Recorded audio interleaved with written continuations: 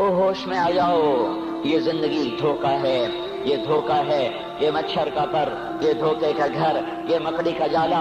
چڑھتا سورج مت دیکھو، ڈوبتے سورج کو دیکھو، دیکھتے نہیں اور صبح کی رانائیاں وہ ابھی اپنا نشہ اتار نہیں پاتی کہ ایک دم مغرب کا افق ان کو دبوچ کر ساری رونق کو چھین لیتا ہے اور اس کی رونق کو اندھیروں میں بدل دیتا ہے، دن کی چمک دمک کو سیاہیوں میں بدل کر رات آنے والی، شام آنے والی، ڈوبنے والا سورج وہ پکار پکار کے کہتا ہے یہ دھوکے کا گھر ہے، اس کے چکر میں نہ پڑنا۔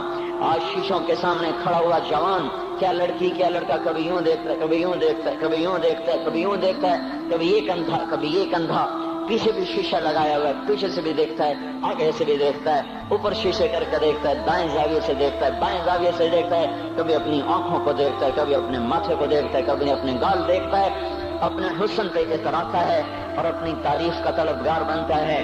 چند صبحیں چند شامیں، بس چند صبحیں چند شامیں، پھر کیا ہوا؟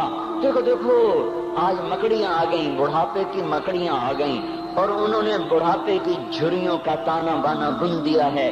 اب اسے کہتے ہیں شیشہ دیکھو، کہ تم میں نہیں دیکھتا۔ آج وہ شیشہ دیکھنے کی سکت نہیں مجھے شیشہ نہ دکھاؤ، یہ میں نہیں ہوں، یہ میں نہیں، یہ تو ہی ہے۔ نہیں میری تو بڑی جوانی تھی، بڑا حسن تھا، میں تو وقت کی زلیخا تھی، میں تو وقت کا یوسف تھا۔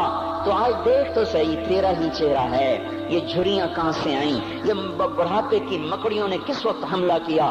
تو نے تو بڑے زور لگائے تھے کہ بڑھاپا نہ آنے پائے، چہرے کی رونق نہ جانے پائے، لاکھوں قسم کے تم نے میک اپ کے سامان خریدے اور کن کن مشقتوں سے تو نے اپنے جسم کو سنوارا بنایا، پر تو آج اپنا چہرہ کیوں نہیں دیکھتا؟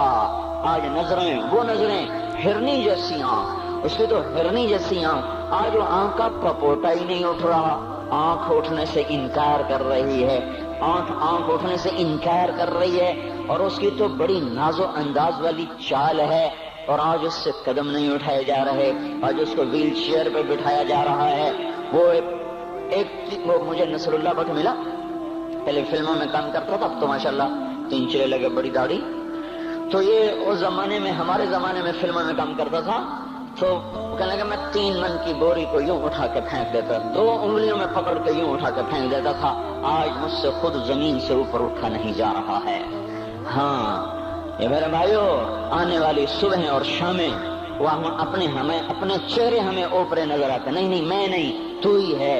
میری جوانی کہاں گئی؟ اسے دنیا کھا گئی۔ میری رونقیں کہاں گئی؟ اسے دنیا لے گئی۔ میرا حسن کہاں چلا گیا؟ وہ شام کے ساتھ ڈھل گیا۔ میری جوانی کہاں چلی گئی؟ وہ ڈھل گئی رات کے ساتھ، شام کے ساتھ۔ یہاں کا ہر پھول کھلنے نہیں پاتا کہ وہ مرجھا جاتا ہے، بہار آنے نہیں پاتی کہ خزاں کے تھپیڑے سے دھکا دے کر درختوں کو ننگا کر دیتے ہیں، مسکراہٹیں آ نہیں پاتی کہ آنسوؤں کی رمجھم برسات شروع ہو جاتی ہے، خوشیاں آنگن میں قدم پہلے رکھتی ہیں اور غم آ کر اس کو دھکا دے کے وہ جا کے پھینکتے ہیں۔ ان کا آنا بعد میں ہوتا ہے، غم پہلے سے آ کر ایک مار کے اٹھا کے وہ پھینکتا ہے۔ کہیں شادیوں کے نغمے نہ سنا کرو، جاؤ رونے والیوں کے نوحے سنو، ناچنے والیوں کے گانے نہ سنو، بین کرنے والیاں ان ماؤں کے بین سنو جن کے جوان لال ان کی آنکھوں کے سامنے میت بن کے پڑے ہوتے ہیں، ان عورتوں کے نوحے سنو جن کے جوان خامن ان کے سامنے چھوٹے بچے چھوڑ کے جا کر قبر کا سفر شروع کر رہے ہوتے ہیں، ان باپوں کے جا کر ان کی غم گیز داستانیں سنو میرے بھائیو، جو خود کہتے تھے یا اللہ مجھے موت دے دے، وہ بیٹھا سسک رہا ہے اور جوان بچہ کندھوں پہ اٹھا کر وہ قبر میں لے جایا جا رہا ہے۔ یہاں کے راگ نہ سننا، دھوکہ کھا جاؤ گے، یہاں کے ہوٹلوں میں نہ جانا، وہ سب دھوکہ فریب ہے، مسکراہٹیں دھوکہ ہیں، اور یہاں کے ہوٹل وہ ایمان کو برباد کرنے کے اڈے ہیں، وہاں نہ جانا، وہاں ہر چیز مصنوعی ہے۔ لوٹ کے قبرستان جانا، شکستہ قبریں، ویران قبرستان، ٹوٹی ہوئی قبریں، اکھڑی ہوئی قبریں اور جھکی ہوئی قبریں، وہ سیدھا قبریں، دھنسی ہوئی قبریں، ہائے ہائے، ایک قبر کہے گی میں بھی کبھی کسی کا سر پر غرور تھا۔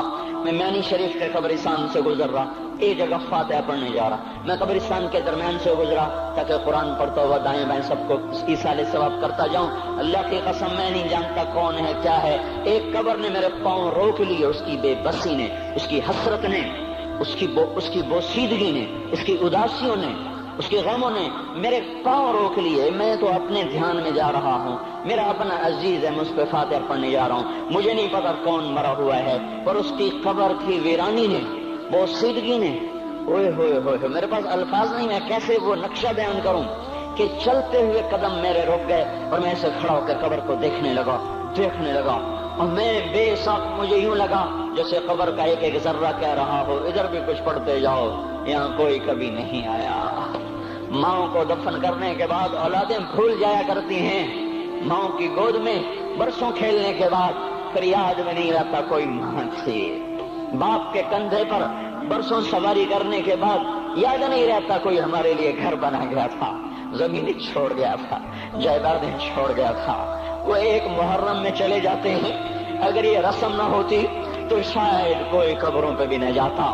اپنی مصروفیتیں، جب آدمی خود باپ بنتا ہے باپ بھول جاتے ہیں، جب خود بچی ماں بنتی ہے مائیں بھول جاتی ہیں، جب اپنی دوستیاں بنتی ہیں بھائی بھول جاتے ہیں، کون مرے ہوئے کو یاد رکھتا ہے؟